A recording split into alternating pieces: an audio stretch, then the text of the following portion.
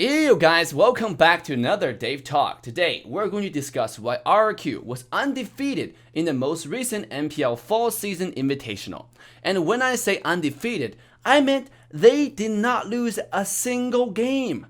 And lots of the secret revealed here will be first time information for lots of you. So buckle up guys, the ride is about to get exciting.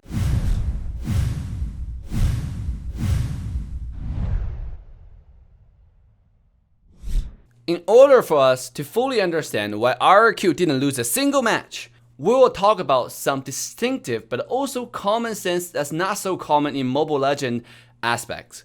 Ban pick strategy, rotation strategy, synergy, and special perks, aka enemy fuck-ups. Before we unveil the secret, I do want to share with you guys a gem I recently started playing a bunch after some stressful games. Raid Shadow Legends. Please don't skip this. The good thing about this game is you can play on both mobile and PC. Well, personally, I like to play Raid on mobile because this way I can play it even when I'm sitting on the toilet or before going to bed. But the choice is yours. I was blown away by all the sexy characters and insane monsters in the game. You should definitely use the link in description to download the game now and join Raid with Dave in this wild journey. Well, when I start a new game, it's very important for me to know whether this game has in-game community support or online community present. Until I open this. Wow, there are way too many videos, bro. Literally anything you want to know about the game, you can find it on YouTube and Twitch. The point is, with all this online resources and in-game community, feeling lonely during the pandemic is going to be the least of your concerns. So make sure to use the link down below and download the game now. You can find me in the game under the nickname of Raid with Dave, and if you're quick enough, we might become personal friends. I actually have a live tracker of all the viewers who downloaded the game down below, and I will give all those guys who supported me a big shout out next time. So help me get to 150 downloads using the link down below, and you will get amazing rewards including 50,000 silver and a free epic champion. So what are you waiting for? Let's raid together in Raid Shadow Legends. Starting with ban pick. RRQ probably has one of the most unique and common sense ban pick among all MPL teams right now. Their ban pick is heavily big AoE crowd control focus, with Lemon being on the orphan side lane and R7 being the more active side lane. Now, before I move on, what does orphan side lane even mean? That means usually nobody gives a freak about what you do in your lane. You go ahead and be you, right, Lemon? I'm gonna go ahead and hang out with R7 right here. I frequently feel like that when I play side lane, right? You guys have noticed in my live stream. Usually I'm just left alone. If I play with Tinker, if I play with any teams, they usually go gank the other lane because I think they trust my ability to carry my lane and probably mid lane. So Lemon, if you're watching this, don't feel bad, alright? It doesn't mean your team doesn't love you. It doesn't mean they trust you even more, right? They want to go help R7 because R7 need more help.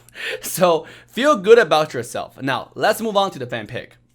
In day 1, game 1, RRQ taking on Evil's Legend. And you look at the ban picks right here. The first bans that coming out RRQ was Ling and Selena. The reason why they ban Ling is because they usually pick, RRQ usually pick heroes like Valir, Loi, and Farsa. Those are the 3 go-to support choices. They only pick among those 3 support heroes, at least in this MPL Invitational. So banning Ling make a lot of sense, right? You take away the hero that can snowball on those heroes very easily, and maybe just eventually carry the game. And they banned Selena, right? To ban away some early gaming invade. And they picked Uranus and Atlas. I've talked about this in my rank game all the time, and people don't trust me. I say Atlas is a great hero for 5-on-5, for competitive games. And it's not so good in trio, because in trio you have 2 randoms, and even if you initiate, you might not have the good follow-up from your team. Now RRQ, we're gonna talk about RRQ synergy in a little bit. But Atlas is essentially one of the best tanks in the game right now when we're talking about a competitive 5-on-5. Because it's so good on engage. Alright, and synergized with so many heroes like Lancelot, which they picked here, like Valir, like Alice, right? So everything they picked with this comp synergized with each other. Now, let me mention here, Atlas is not so good early game. But if you have Atlas and you pair that with a support called Valir, all of a sudden that compensates your weak early game.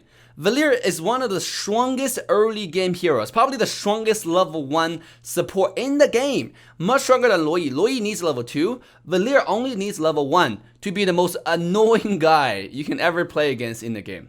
So they got Alice and they got Valir, which even up their early game to make sure the early game is protected, no one can invade their jungle.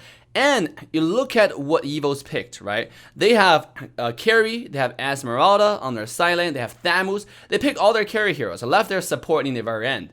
So what RRQ did, they counter-picked. Right? They pick Alice, someone who can sustain Esmeralda. Because from the look of it, Evo's gonna do 1-3-1 hyper carry with carry going mid lane. That's just current meta right now. You have to, brawl as much as you can. So as many people go together at the same time. Now, RRQ did Alice, who doesn't really lose to Thamus or Esmeralda on the side lane when we talk about like after level 4, right? Alice can just go in and sustain, maybe even win against those heroes. And they picked Lancelot as a mid lane. Lancelot is a pretty interesting hero. Personally, I do not like Lancelot as a only hyper carry you have, because Lancelot early game damage after level 4, early mid damage is really good, but after level 15, Lancelot damage start fall off, especially when he go against marksmen like Carry, who's highly mobile, or going against a lot of fighters who are extremely tanky. But doesn't mean Lancelot's damage is not there. Lancelot damage is insane. So they pick Lancelot right here to synergize with Atlas, synergize with Valir, and obviously help them with their early game. In game 2, RRQ picked up Luoyi and Alice once again as their first picks. Right? Who would guess? Coach Dave is right. A shocker. I've talked about this many times on live stream. And make sure to come to our live stream, guys. The schedule listed down below. You will learn a lot of stuff on our live stream. You can ask me any questions. I'll be there to answer your questions. But once again, they first picked Luoyi, the tier S support in the game right now. Right? After level 2, no one is stronger than this mage. She is way too OP as a support. The Bellman pick. The pick that nobody expected. People were asking me, why is RRQ picking Bellman? I mentioned this on live stream and I ended up checking this with Coach James and he told me the exact same thing. Bellman is good against Uranus. Uranus is really strong, one of the strongest meta side laners, and RRQ is the only team that would use Bellman to go against Uranus because, right, no one can take the damage from Uranus, continue to stack the skill 1, but Bellman can. Bellman can actually use the skill 2, and he will out-damage the current meta Uranus. That's why RRQ takes it. It's another counter pick. The current meta, in the mid lane, you have to have a mixture of hyper carry, a good initiation tank, and a really good poke mage. Right? On the side lane, you just want a hero to counter the enemy team. In this case, RRQ did exactly just that. They have a hero that countered the enemy team, and they finished out the draft with Gato Kacha as well as Granger. Granger is also really good against Natalia because Granger's skill damage go through Natalia's skill too, where all the other marksmen heavily rely on auto attack damage. And we can keep on going talking about the rest of the RRQ picks. You can see that the general picks doesn't fall away from the following choices. The tank are usually and mostly Kufa and Alice, one of those two. The ones with huge AoE engages, right? And they have support heroes like Valir, Luoyi, and Farsa. Mostly Valir and Luoyi, those two strongest support heroes. The mid lane is just the hero they seem to be best. Maybe strongest meta heroes, right, that they like to use. Maybe Lancelot, maybe Ling, maybe even Esmeralda. And silent, they pick heroes at counter enemy silence that give them a better chance of winning the map. Now, regarding rotation and strategy, RRQ are pretty consistent in their rotation towards R7's lane. They always gank R7's lane, maybe because R7 usually set up some early game ganks or early game conditions for RRQ to go, but they usually go gank R7's lane before 3 minutes. At 3 minute mark, RRQ will always be on time at the turtle. They will contest the turtle at all costs, right? They will always go to the turtle, no matter what. You can see through every single game, they're gonna get a turtle at 3 minutes. That's just something that they do, right? And they do it really well, which allows them to snowball, which gives them a clear sense of rotation. Afterwards, the entire team just roll towards R7 and just go with 4-1 strategy. One with Lemon, and the rest of the 4 just team fight all together. And they're really good with one person setting up, right? Tutor is setting up the engages and then Win follow up, or it's either Win setting up the engage, Tutor follow up. Once someone engages, the entire team will follow up and do a lot of damage. Now, maybe not Lemon. Lemon usually have the least kill participation rate in the team. Not his fault though. It's really RRQ just don't care about Lemon's lane. Lemon can do whatever she wants. And RRQ will rotate to the other side of the lane. But they do it really consistently and creating a lot of trouble for their opponent team. Last but not least, I want to talk about the advantage that's granted to RRQ, aka special perks, aka enemy full cups. Okay, MPL current level is still at who is making the least mistakes usually win the game. So when I talk about making least mistakes, RRQ right now make the least mistakes among all the MPL teams. They capitalize on all the mistakes made by the enemy teams. Let's just use one example where RRQ win against Resurgence. Before I get into the specifics, I just want to say Resurgence is actually a team that I have a lot good feeling about going into M2, going into the MPL season. Because a lot of teams have not adapted this quad control, heavy quad control, 5 versus 5 broad meta. RRQ did, and Resurgence learned really well from RRQ. They are picking similar heroes, and they know really well how to follow up. And I think they have a fair shot beating RRQ if they didn't screw up or just throw the game completely. I mean, what is that grand final performance going against RRQ? Picking Johnson, going against Esmeralda, free shield, right?